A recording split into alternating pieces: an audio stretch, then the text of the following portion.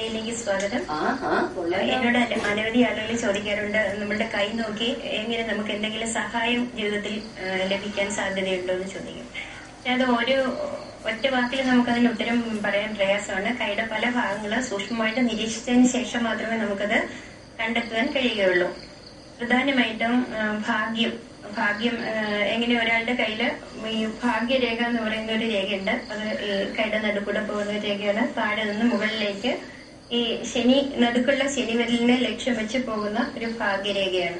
അപ്പൊ ഈ രേഖ ചില കൈകളില് കൈയുടെ സെന്ററിൽ നിന്ന് നേരെ മുകളിലേക്ക് പോവുക. അങ്ങനെയുള്ള ആളുകൾക്ക് മറ്റുള്ളവരുടെ സഹായം കിട്ടാനുള്ള സാധ്യത വളരെ കുറവാണ്. അത് സാധ്യത കുറവാണെന്ന് ഓർത്ത് നമ്മൾ വിഷമിക്കേണ്ടതില്ല. കാരണം ആ വ്യക്തിക്ക് തന്നെ അവർക്ക് വേണ്ട ജീവിതത്തിലുള്ള ഐശ്വര്യങ്ങൾ ഉണ്ടാക്കിയെടുക്കാൻ കഴിയുന്നവരാണ്. പിന്നീട് ഭാഗ്യം ലഭിക്കുന്ന ആൾക്കാർ എങ്ങനെയാണെന്ന് ചോദിച്ചാൽ, അവരുടെ ഭാഗ്യരേഖ ഈ കൈയുടെ തള്ളവിരലിന്റെ ഭാഗത്ത് കാണുന്ന ഒരു രേഖയുണ്ട്. അത് ആയുർരേഖ എന്നാണ് പറയുന്നത്. ആ രേഖയോട് ചേർന്നായിരിക്കും ഈ ഭാഗ്യരേഖ മുകളിലേക്ക് പോകുക. അതായത് ആയുർരേഖയോട് ചേർന്ന് ഒരു രേഖ വന്നതിന് ശേഷം അത് കൈയുടെ നടുവിരലിനെ ലക്ഷ്യമാക്കി പോവുക. അങ്ങനെയുള്ള വ്യക്തികൾക്ക് അവരുടെ രക്തബന്ധത്തിൽപ്പെട്ട ആളുകളിൽ നിന്നായിരിക്കും സഹായം ലഭിക്കുക. കാരണം ഒന്നുകിൽ അവർക്ക് ഏറ്റവും ശ്രേഷ്ഠമായിട്ടുള്ള വിഷയം പഠിക്കാൻ ഈ വിഷയം പഠിച്ചാൽ മതിയെന്ന് നിർദ്ദേശിക്കുന്നതോ അല്ലെങ്കിൽ ജോലി ലഭിക്കാൻ വേണ്ടി പ്രേരകമാകുന്നതോ അവരുടെ രക്തബന്ധത്തിൽപ്പെട്ട വ്യക്തികളായിരിക്കും.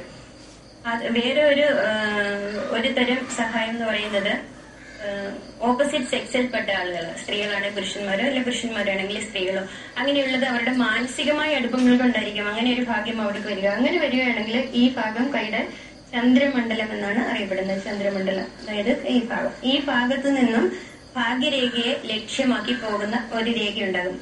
കൈയുടെ നടുക്കൂടെ കാണുന്ന ഭാഗ്യരേഖ, ഈ രേഖയ്ക്ക് ഇവിടെ നിന്ന് ഒരു സപ്പോർട്ടീവ് ആയിട്ടുള്ള ഒരു രേഖ വന്ന് അതിനുശേഷം ഈ രേഖ കുറെ കൂടെ തെളിച്ചമുള്ള ഒരു രേഖയായിട്ട് മുകളിലേക്ക് പോകുക. ഏത് രേഖകൾ കയ്യിലുണ്ടെങ്കിലും കയ്യിൽ ആ രേഖയ്ക്ക് പൂർണ്ണമായ ചൈതന്യം എപ്പോൾ നമുക്ക് തോന്നിക്കുന്നു ആ സമയത്തായിരിക്കും ആ സഹായമോ ഭാഗ്യമോ ഉണ്ടാകുക. ഇപ്പൊ ചന്ദ്രമണ്ഡലത്തിൽ നിന്ന് വരുന്ന രേഖകൾ മനസ്സുമായിട്ട് ബന്ധപ്പെട്ടതായതുകൊണ്ട് തന്നെയാണ് ചന്ദ്രമണ്ഡലത്തിൽ നിന്നും വരുന്ന രേഖ സുഹൃത്തുക്കളോ സഹായികളോ